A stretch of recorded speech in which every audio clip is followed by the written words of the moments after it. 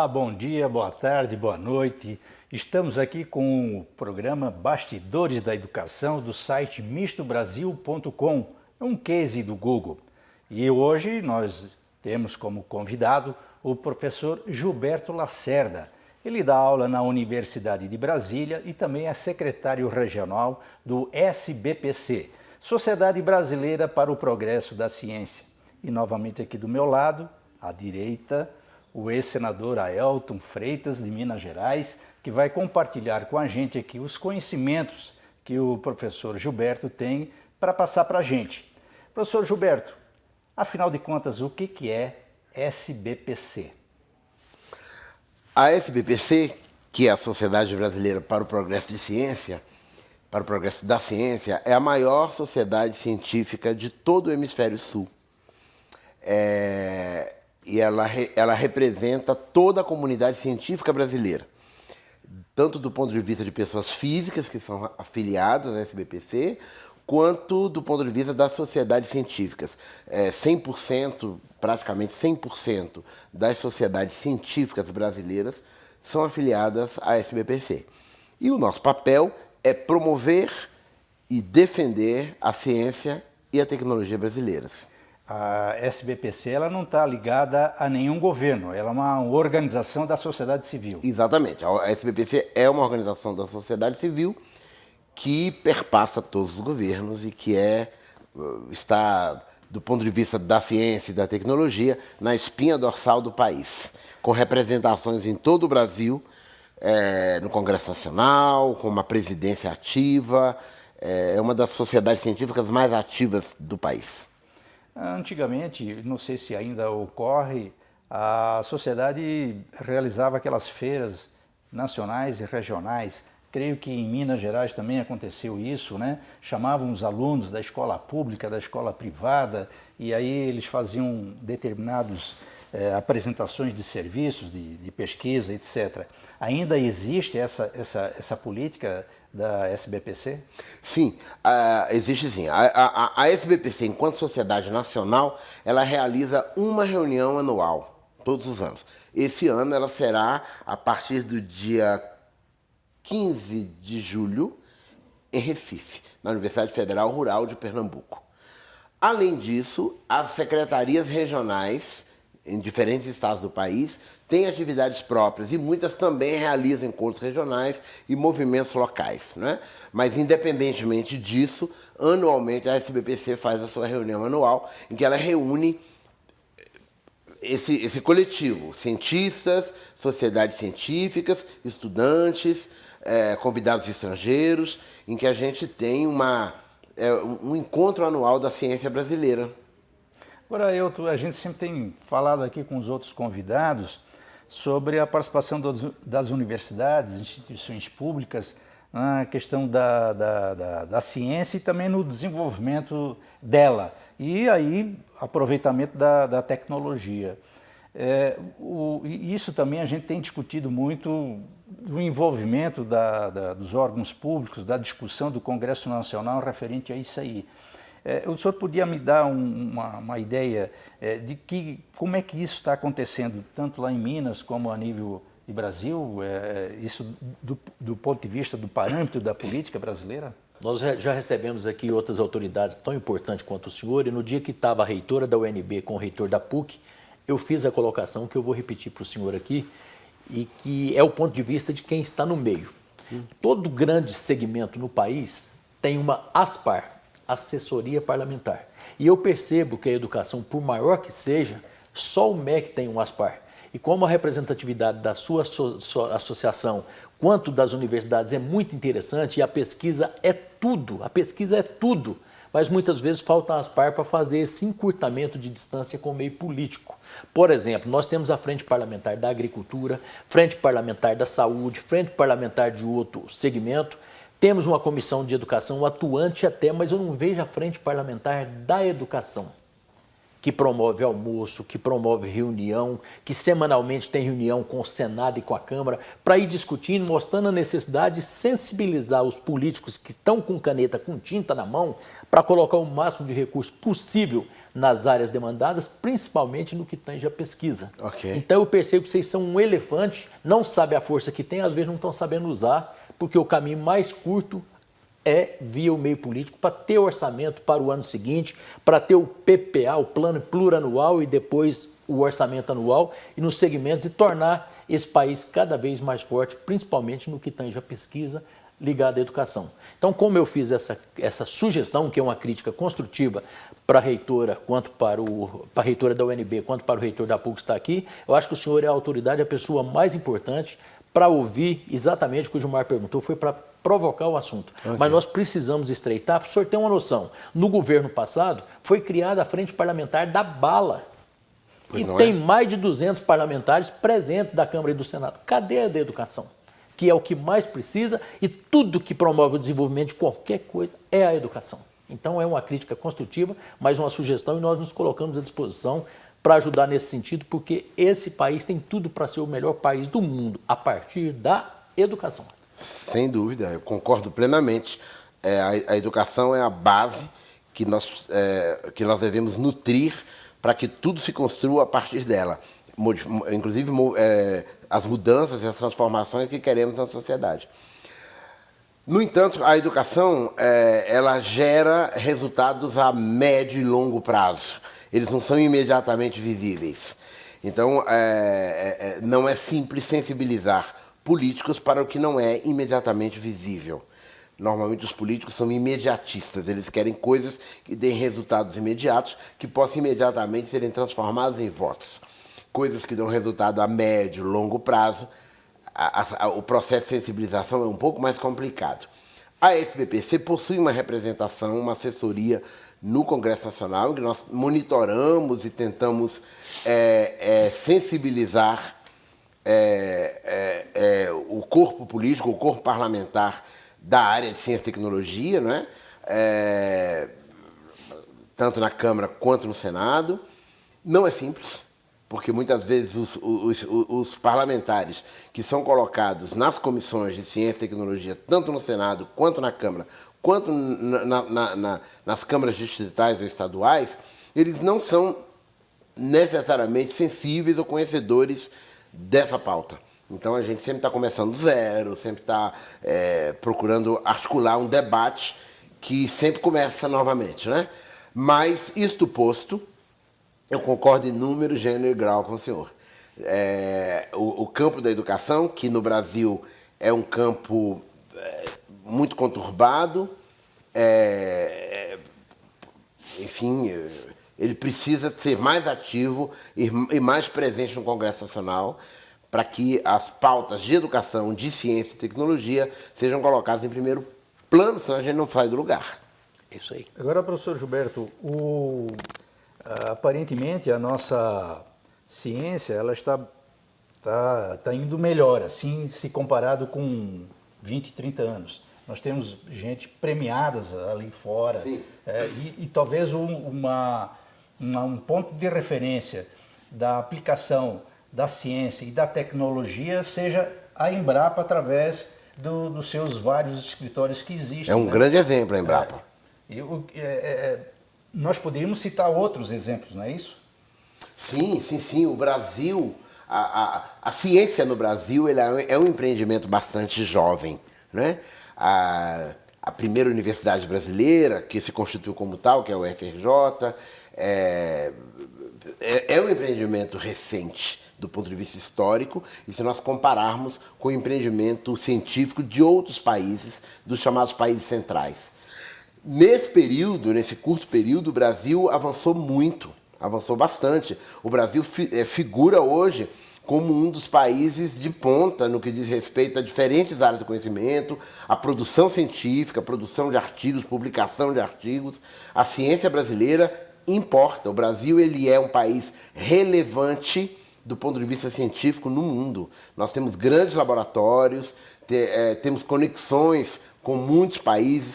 Nos últimos anos e atualmente, as políticas públicas impulsionam ações de internacionalização, que é a ida e vinda de pesquisadores, estabelecimento de redes, e tudo isso é fundamental para que o Brasil esteja situado nesse quadro da ciência do mundo, né? Normalmente, quando a gente fala de países centrais, como eu acabei de falar, a gente está se referindo aos países da Europa, Estados Unidos, Canadá, mas no que diz respeito ao Cone Sul, o Brasil é o país de ponta do que diz respeito à produção científica. Agora, a ciência, ela custa caro, né? Às vezes 2, 3 anos, 5 anos, enfim. Tem pesquisa que duram muito mais, né? As universidades precisam, principalmente a pública, tem um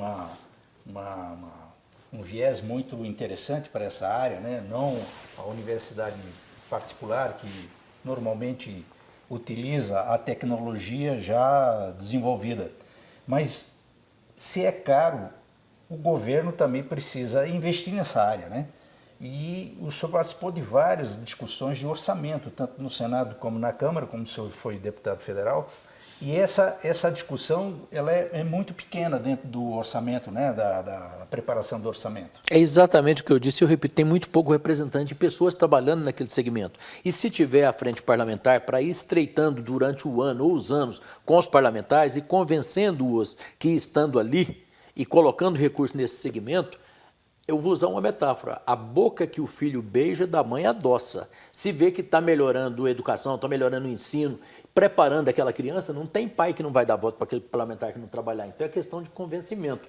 Mas tem muita gente ali com a cabeça boa e que é do segmento, está precisando de alguém só para clarear, esclarecer para esse parlamentar a necessidade dele estar numa frente parlamentar de educação, na comissão de educação, numa frente parlamentar de ciência e tecnologia, na comissão de ciência e tecnologia, e toda discussão que for ter, aprove o que for para o bem do país, desde que parte daquilo esteja nessas áreas que nós estamos aqui trabalhando, representando e queremos ver acontecer. O grande que é a problema, educação, a ciência e a né? tecnologia. Com certeza. Se a educação é cara, muito mais cara é a falta dela.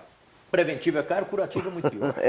O grande problema é que quando acontecem os cortes de orçamento, de verba pública, vão cortar exatamente na bolsa de estudo. Na pesquisa. Na pesquisa. O estudante lá de mestrado, doutorado, até de graduação, que tem algum tipo de bolsa aí, com CAPES, etc., ele vai ficar sem nada, quer dizer, ele vai ter que buscar um trabalho em casa, fora dele, vai dirigir o Uber, etc., e largar de ponta da pesquisa. Não é isso que sempre acontece lá na UNB também, professor? De fato, quando isso é uma rotina de sucessivos governos, quaisquer que sejam suas tendências, no momento em que há dificuldades orçamentárias e que é necessário fazer cortes, nós vamos nas áreas chamadas de áreas mais soft, né, que são as áreas de educação, as áreas de cultura, esportes, como se elas fossem acessórias, né? E o Brasil paga um preço muito alto por isso, né? Isso também faz parte dessa mentalidade que é preciso mudar, né, no país e que certamente uma frente parlamentar da educação contribuiria, né? É uma mentalidade que fragiliza todo o sistema de ciência, tecnologia e inovação do Brasil. Então, sucessivos cortes são feitos na área de educação, o que penaliza todo o sistema de ensino superior nas universidades. As nossas universidades públicas estão extremamente sucateadas, né?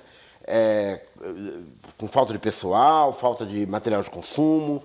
É como se esse sistema federal de educação, de ciência e tecnologia funcionasse por geração espontânea, como se as coisas acontecessem sozinhas. Os atores que atuam nas universidades, nos laboratórios, eles são verdadeiros heróis no Brasil, porque nós conseguimos fazer muito com muito pouco. Então, na medida em que esse sistema de ciência, tecnologia e inovação for devidamente subsidiado com recursos, com infraestrutura, nós certamente alcançaremos a ponta em ciência e tecnologia no mundo. Agora, não tem a questão só de recurso público, né? Tem um recurso da iniciativa privada, os investimentos da iniciativa privada, né? Determinados projetos poderiam ser financiados por companhias, etc. Nos Estados Unidos isso é normal. Sim. Né? Na Inglaterra isso é Sim. normal. No Brasil não é normal Não é ainda, normal. né? É uma coisa... Não é normal. É uma questão de cultura também, né? A nossa cultura nacional, especialmente no meio do setor público, né? Das universidades ligadas ao governo federal, ao governo estadual, ao governo municipal, elas têm pouca tradição no estabelecimento de parcerias com o setor privado. Comparado com o que acontece em países como a França, como a Inglaterra, os Estados Unidos, nós fazemos muito pouco, nós abrimos muito pouco as portas para a entrada do recurso privado em manutenção de laboratórios, em concessão de bolsas. Nós temos dificuldade até mesmo em internalizar doações privadas no ambiente público. Agora, Ailton, como é que a gente pode ajudar nessa sensibilização, né, incentivando redução de impostos, enfim, como é que a gente pode chamar? Para algum tipo de projeto existe a lei que dá segurança para isso. A empresa pode fazer para os seus servidores ou para os filhos dos seus servidores e muitas vezes para a comunidade onde a sede daquela empresa está instalada. O conhecimento que eu tenho até aqui, agora para mim é um fato novo no que tange a pesquisa, a ciência e tecnologia, mas que eu acho que existe brechas na lei que dá condição de fazer um trabalho desse e estreitar muito com a iniciativa privada, dá. Só que, por enquanto, Sim. eu não tenho conhecimento Sim, nem experiência. o senhor tem toda a razão, existem as possibilidades. O que não existe é a cultura para fazermos isso, né? Exatamente. Há uma falta de empreendedorismo, talvez, em se buscar esse tipo de subsídios, né? Normalmente também o pesquisador ele é muito ocupado, né? Ele é muito ocupado nas atividades que lhe dizem respeito. Essa ação de buscar subsídios, Uma ação chamadas, de comercialização, no caso. Isso, de comercialização do que ele faz, de divulgação do que ele faz, é como se fosse um trabalho ad hoc.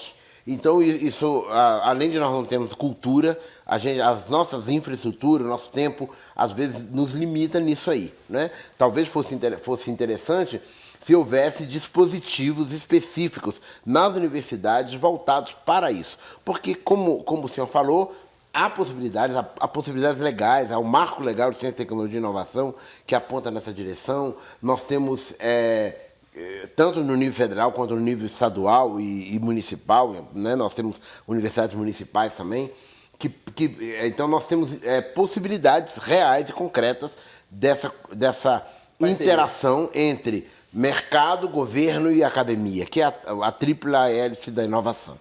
Agora, o estudante, o senhor dá aula de tecnologia na UNB, né? Isso.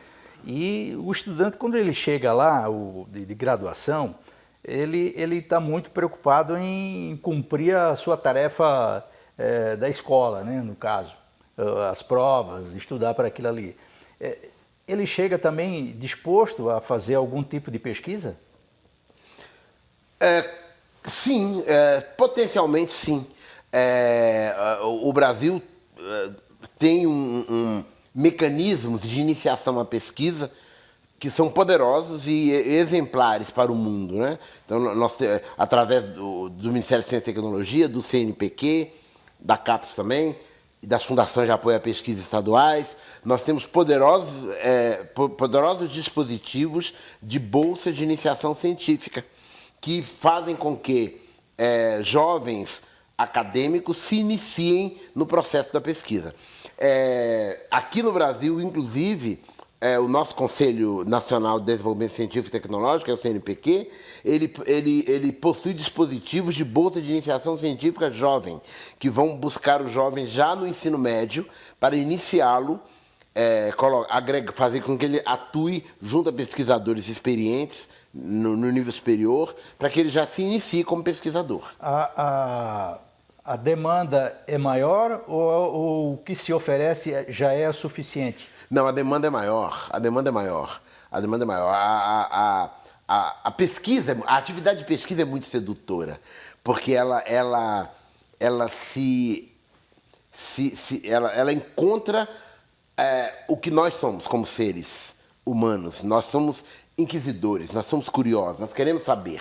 A atividade de pesquisa é a materialização disso. Quando uma instituição de ensino superior coloca ao alcance dos estudantes a possibilidade deles desenvolverem projetos de pesquisa e materializarem a curiosidade nas diferentes áreas de conhecimento sob a forma de um projeto de pesquisa completo, isso é muito sedutor. Então, há uma grande demanda. Quanto mais oferta, toda oferta é ocupada. Perfeito. Senadora Elton, lá em Minas Gerais, quando o senhor, eu sempre faço essa provocação, né? Sim. Quando o senhor estudava na graduação, essas ofertas existiam ou era muito pouco, você tinha que trabalhar muito para fazer qualquer tipo de pesquisa? Existia, mas como a gente era lá da base um simples aluno, a gente não tinha alcance e não sabia por onde começar e nem como fazer. Então poucos acabam tendo dificuldade de acesso por não ter conhecimento e mais esclarecimento no sentido. E lá na época era a agricultura ainda, digamos, do ponto de vista da agricultura comercial, ela estava ainda engatinhando, né? Na época do Ales Paulinelli, a gente lutava para produzir 80 milhões de toneladas por ano, que já era um grande avanço na minha época de estudante, mas as coisas evoluíram demais, melhoraram demais, mas a pesquisa é a saída de tudo. Na minha área, eu sou engenheiro agrônomo, esse país tem tudo para ser o celeiro do mundo. O que está faltando é exatamente acreditar na pesquisa, na inovação. Olha a Embrapa, que começou com o Ales Paulinelli, o que ajudou esse país a se tornar até hoje. Então está provado que a pesquisa é o melhor caminho para tudo. Não, com certeza, a Embrapa é uma potência reconhecida mundialmente, né, na pesquisa básica, na área que ele compete. E nós temos outros exemplos. O Brasil tem o Instituto de Matemática Pura e Aplicada, que é exemplar, os nossos centros de pesquisa em física, em sociologia. O Brasil é um país de ponta em sociologia, antropologia. Há capital intelectual nesse país para que nós nos tornemos uma grande potência no campo da ciência, tecnologia e inovação. Agora, professor Gilberto, o senhor mencionou aí a questão da química, física e matemática, né? Sim.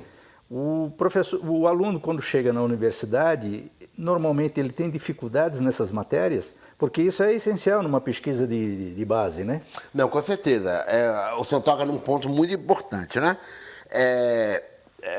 O nosso Sistema Nacional de Ciência, Tecnologia e Inovação, que compete ao Ministério de Ciência e Tecnologia, ele precisa de uma maior vinculação com o sistema de educação básica que compete ao Ministério da Educação, né? O indivíduo que está na universidade, no sistema de ensino superior, ele não surge ali, né? Então, nós precisamos inserir no Sistema Nacional de Ciência, Tecnologia e Inovação preocupações com a formação do professor, com a melhoria das escolas, com equipamentos de laboratórios, com a qualidade da formação do aluno no nível primário, no nível do ensino fundamental, de modo geral, e médio, para que ele possa chegar na universidade melhor preparado. Uma grande razão da evasão nos cursos, em muitos cursos na universidade, é devido à fragilidade do que vem antes. O senhor falou que isso há necessidade de fazer essa integração aí, né? E hoje existe já iniciativas nesse sentido ou ainda estamos no âmbito do discurso? Eu acho que estamos bastante no âmbito do discurso, né? Se nós entrarmos no Google agora e escrevermos lá Sistema Nacional de Ciência, Tecnologia e Inovação, nós vamos ter o gráfico que representa esse sistema. A educação básica não está lá. É como se fosse algo estanque. Eu lhe digo isso com toda a segurança, a educação básica não está lá. Nós precisamos inserir para que tudo isso seja sistêmico, né? A produção de material didático, a produção de livros didáticos faz parte desse sistema. Enfim, a formação de professores faz parte desse sistema. Nesse momento, há políticas públicas que acendem luzes no fim do túnel, né? Por exemplo, na França, a carreira de professor de professor de educação básica, ela é uma carreira de Estado, como é a carreira militar, como são a formação de diplomatas, é uma carreira de Estado. As pessoas vão para as escolas normais superiores. E, ao fim disso, elas são avaliadas aos concursos nacionais e os indivíduos são situados nas escolas no país inteiro, né? Então, há uma preocupação com a formação do professor, que é um elemento de base. A formação do professor é um elemento fundamental nessa engrenagem, né? Nós precisamos valorizar e formar melhor nossos professores. O Brasil agora tem políticas públicas que avançam nessa direção de um concurso unificado. Que... Inclusive vai abrir inscrição agora dia 14. Isso. Um concurso unificado, ele faz com que os diferentes mecanismos de formação de professores procurem se ajustar para que os seus egressos sejam aptos e capazes de passarem nesse concurso unificado. Eu vejo isso com um olhar muito positivo, eu acho isso positivo, porque isso pode gerar insumos que reflitam na melhoria da escola.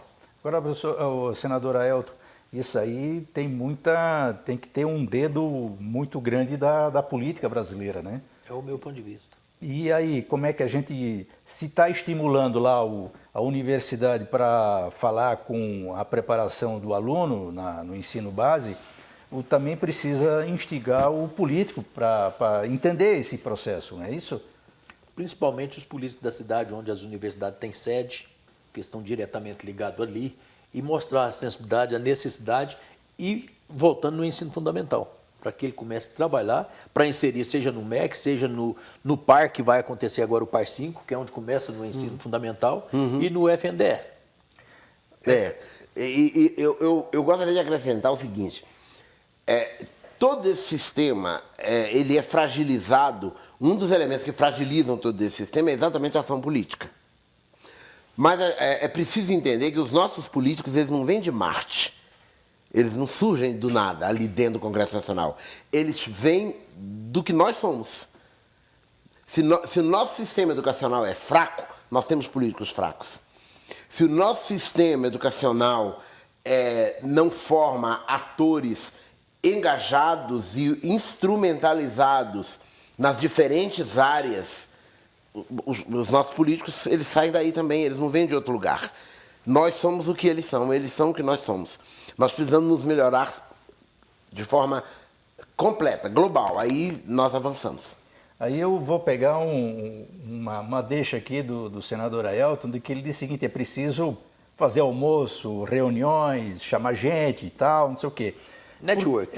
Por que não chamar os políticos, como ele diz, da região, Sim, e fazer um tour, por exemplo, pelas universidades, para se conhecer o que acontece lá? Quer dizer, isso seria um esforço interessante da própria SBPC, criar uma política nesse sentido.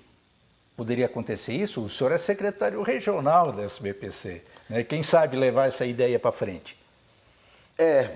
Enfim, eu penso que fazer com que corpos políticos, né, seja no nível federal, no nível estadual, no nível municipal, tenham uma visão da realidade do seu entorno, é sempre positivo, porque pode gerar interesses, gerar interações entre esses indivíduos e o entorno que lhes diz respeito.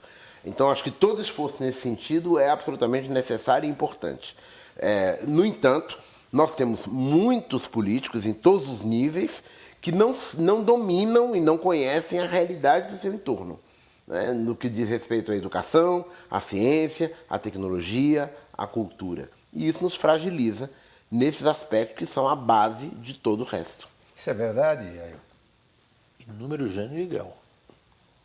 Precisamos reverter isso com urgência, né? O nosso tempo está andando muito devagar e para esse... Tudo que se plantar em 25 é o que pode começar a acontecer a partir de 26. Então, se não fizer esse ano, Com sempre, certeza, não é? com certeza. Então, tem meio semestre aí e outro. O ano que vem é um ano político. O pessoal desvia mais o foco ainda voltado para a política. É mais um ano se passa. Exato, exato. E áreas como as áreas sociais, né, educação, cultura, enfim, essas áreas que constituem a base da formação integral do indivíduo, elas se veem desassistidas nesses momentos. Agora, professor, nós já falamos aqui da Embrapa, que é um orgulho nacional, né? Sim. E a impressão que se tem, isso já falando da sua área, que as startups, elas são empresas, digamos, que estão iniciando, que podem ter futuro, etc. Elas têm um maior benefício na área de tecnologia. Isso é verdade, não? Então, tudo que nós estamos falando aqui está muito conectado, né? É muito comum que nós tenhamos governos que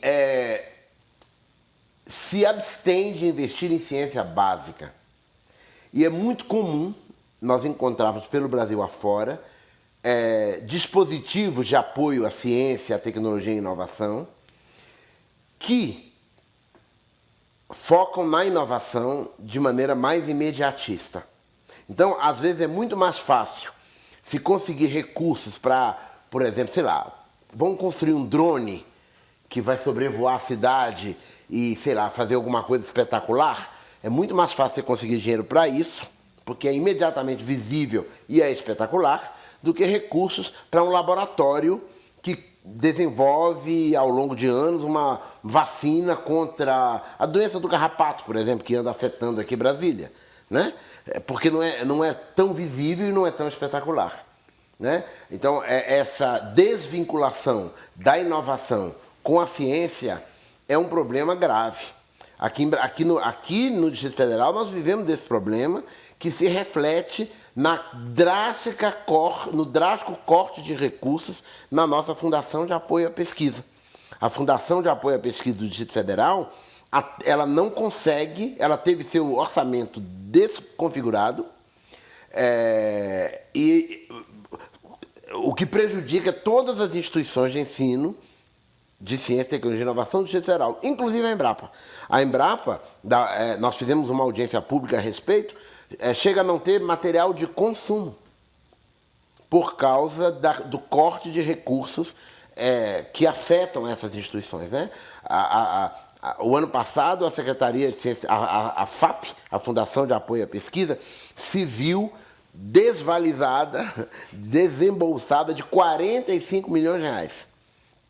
Então, todos os projetos de incentivo à ciência, tecnologia e inovação de 2024 não foram pagos até hoje. Todos publicados no Diário Oficial, aprovados, avaliados pela comunidade científica, a FAP não consegue pagá-los porque seu orçamento foi desconfigurado. O orçamento da FAP foi quebrado. Segundo consta, os recursos da FAP foram levados para a Nova Cap. Naturalmente, essa situação, se a gente vive no Distrito Federal, ela pode ser potencializada lá em qualquer outro estado. Isso também poderia, assim, digamos, Minas Gerais servir também como um exemplo negativo disso, de corte? Acho que qualquer estado da federação, até por estar mais distante do poder central, é o que é cortado primeiro. O senhor falou em 45 milhões. 45. Né? 45 milhões, isso dá umas 4 viagens de aviões especiais da FAB daqui para Lisboa. São prioridades erradas, prioridades colocadas em lugares errados, né? Em lugares equivocados. Nós não estamos... enfim, é isso.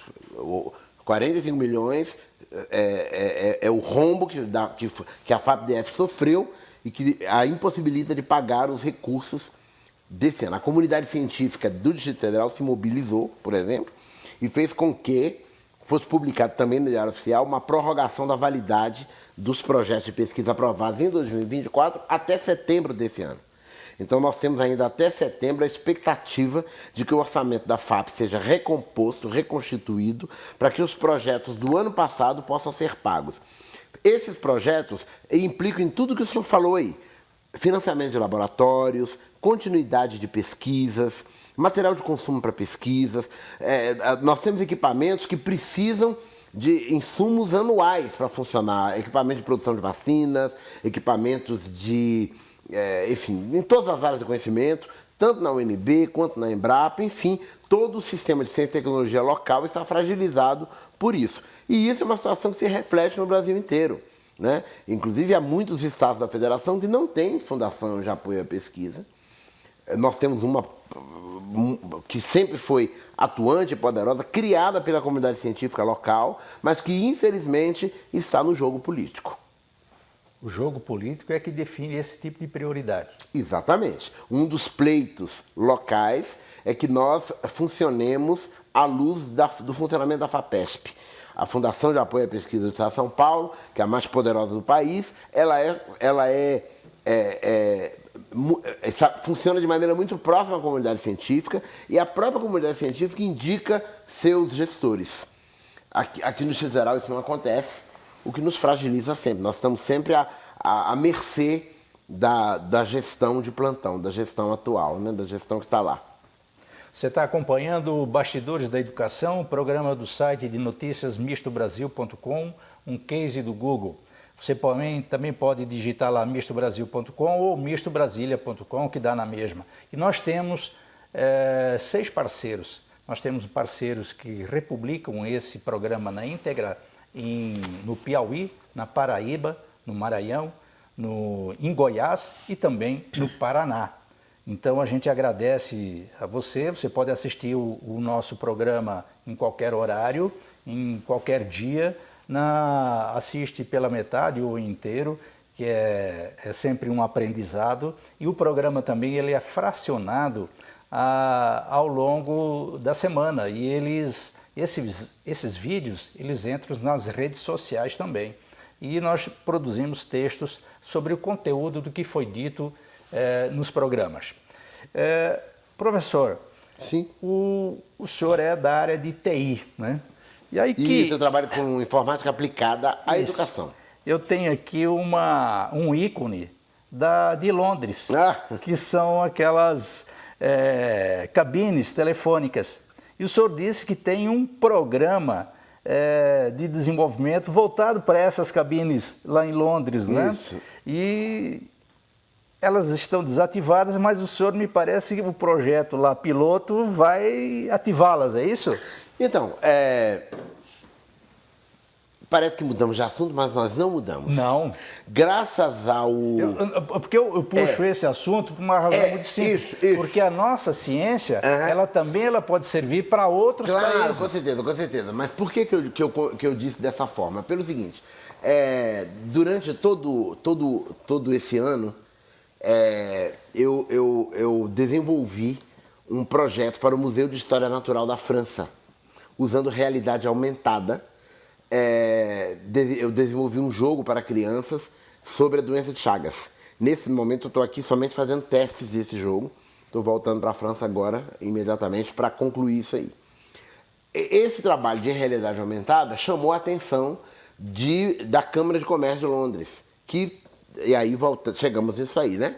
Então, eu fui solicitado a desenvolver um projeto piloto de reuso, de reativação, de reciclagem, digamos assim, dessas cabines telefônicas que estão abandonadas, que ninguém telefona mais, em áreas turísticas, em locais de apelo turístico, usando realidade aumentada. Então, eu desenvolvi um aplicativo, eu e meus parceiros, meus colegas, desenvolvemos um aplicativo de realidade aumentada que é usado nesse jogo sobre a doença de Chagas, que está disponível no Museu Virtual da UNB, que é museuvirtual.unb.br. Ele está lá, o aplicativo está nas lojas virtuais. Ele é usado de graça. Ele é usado então nesse jogo sobre a doença de Chagas. Aliás, que é um problema que afeta parte de Minas, inclusive. Não, que afeta do sul da Flórida até a Argentina. Perfeito. A doença de Chagas está presente em todo esse pedaço América do mundo. Sul e América Central. Isso. Desde a América do Norte, né? Do sul da Flórida. Aí toda a América Central, o México, que está na América do Norte ainda, toda a América, todo o Caribe, até a Argentina. Então, o besouro, que é o vetor do protozoário que causa a doença de Chagas, ele está em diferentes variantes nesse mundão todo aí. Então, Então é isso, é um projeto desenvolvido junto ao Museu de História Natural de Londres, que é parceiro de longa data do Brasil por causa de incentivos públicos, né? A Universidade de Brasília e o Museu de História Natural da França têm o mais antigo programa de cooperação da CAPES, chamado CAPES COFECUB, do país, em várias áreas, né? É mais ou menos nesse âmbito aí que o meu projeto acontece também. E a partir dele surgiu a possibilidade de outras aplicações, como essa, de uso da realidade aumentada, já em outra área, né? Uma área de turismo, de divulgação do entorno de cada cabine telefônica em Londres.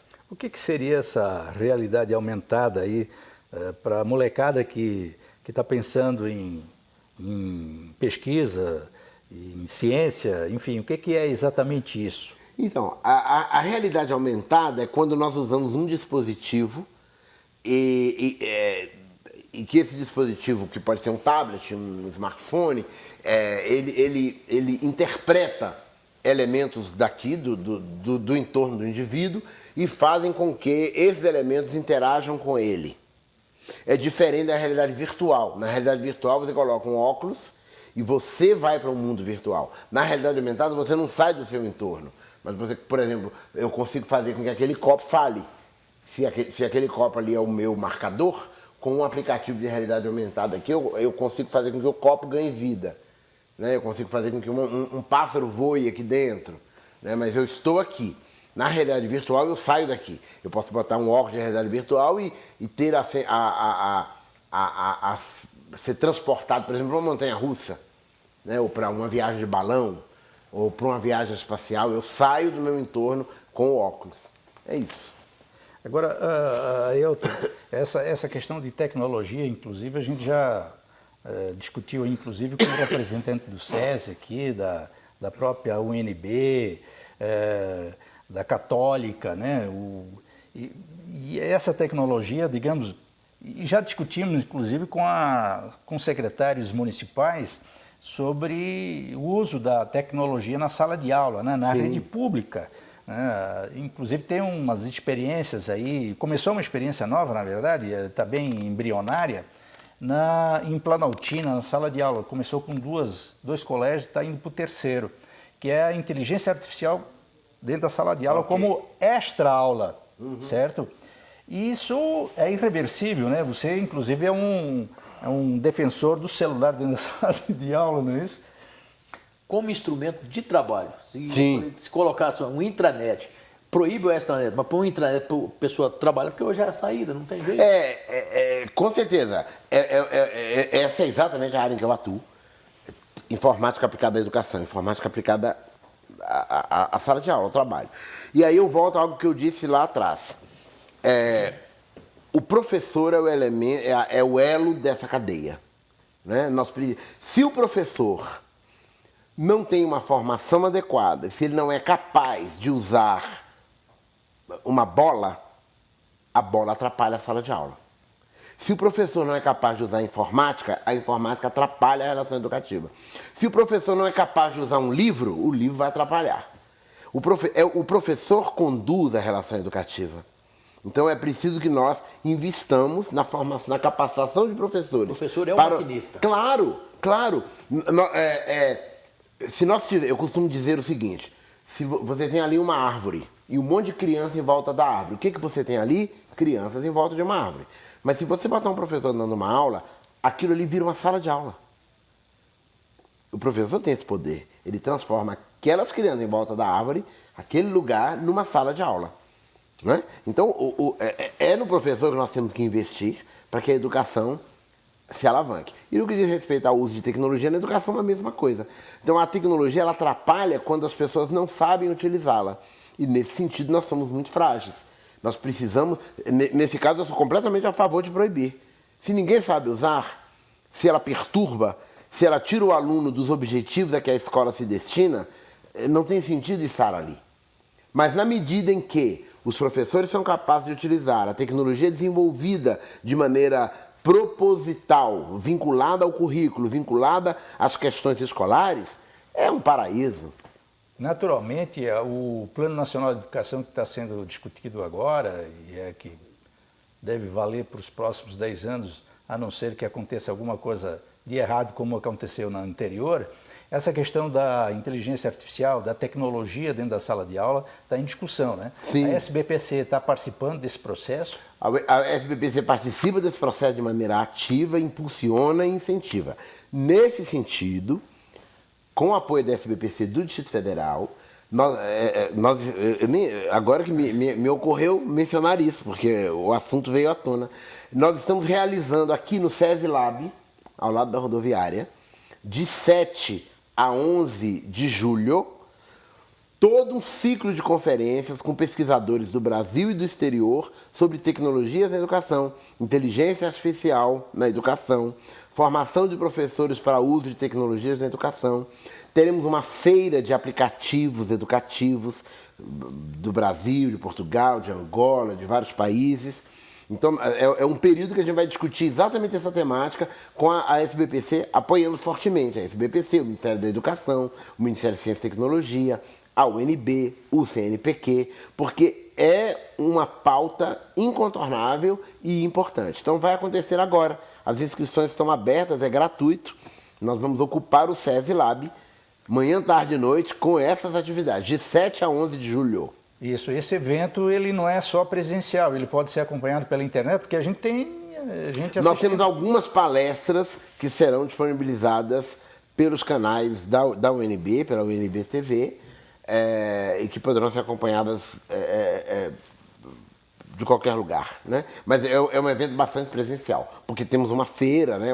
Temos demonstração de aplicativos, temos pessoas que vêm de outros estados, de outros países, com aplicativos, com robótica. Então, e tudo isso vai acontecer ali no SESI Lab. Agora, todo mundo fala que o professor é um ser essencial nesse processo de melhoria educacional. Com né? certeza, é ele que define a escola, é o professor. Seja na básica como lá na universidade, né? Isso é fundamental. O professor da universidade, de uma forma geral, ele ganha um pouquinho mais do que da rede pública, por exemplo. Sim, sim. Né? Pelo raciocínio do francês, está invertida essa lógica, né? O professor do ensino básico, ele é um ativista uma carreira típica de Estado, né? Como se fosse um auditor fiscal. E sempre se fala isso. Na política, se tem esse entendimento que professor é essencial nessa transformação? Todos falam na teoria, mas eu não vejo colocar na prática. Exatamente. Fique à vontade. Então, é um discurso muito fácil você falar o professor é importante, temos que valorizar o professor. Isso sai muito facilmente, soa bem, pega bem, é bonito de dizer, sai bem nos discursos, mas na prática não é o que nós temos. Do ponto de vista de carreira, em todos os níveis de ensino nós temos fragilidades do ponto de vista de formação, do ponto de vista de remuneração. Com isso, nós não atraímos os melhores talentos para o campo da educação, né? E é mais um elemento de fragilidade, mais um fator de fragilidade desse sistema todo. Perfeito. Professor, nós já estamos aqui no final do programa, Bastidores da Educação. Nós temos 6 parceiros que reproduzem o nosso programa nos estados, TVs, sites. E esse programa também ele é dividido em vários vídeos, etc. Nós temos um grande desafio pela frente? Sim. Ou esse desafio já foi vencido, digamos assim? Nós já perdemos as esperanças? Não, nós não perdemos as esperanças, mas é um desafio a ser vencido. Nós temos atores e atrizes importantes lutando por essa pauta em todo o país, pela pauta da educação, pela pauta da ciência, da tecnologia, que produzem inovação. Nesse momento, inclusive, eu estou trabalhando com os resultados da 5ª Conferência Nacional de Ciência e Tecnologia e Inovação, né, que foi realizado ano passado. Estou lendo isso e buscando encontrar junto com uma equipe da UNB, a pedido do Ministério de Ciência e Tecnologia, tentando desenvolver mecanismos de monitoramento e avaliação das políticas públicas nacionais de ciência, tecnologia e inovação, para que nós consigamos chegar a resultados concretos que levem o Brasil a um outro patamar. É um trabalho no qual eu estou imbuído nesse momento. Quando eu sair daqui, eu vou correr para lá para continuar trabalhando. Aelton, esperança nesse processo aí que o professor está mencionando? Esperança é a última que morre. Estamos à disposição e de portas e braços abertos. É isso aí. Agradeço muito a presença e a importância que foi essa entrevista aqui com o senhor. Foi um prazer, o prazer foi todo meu. Ok, muito obrigado pela sua audiência.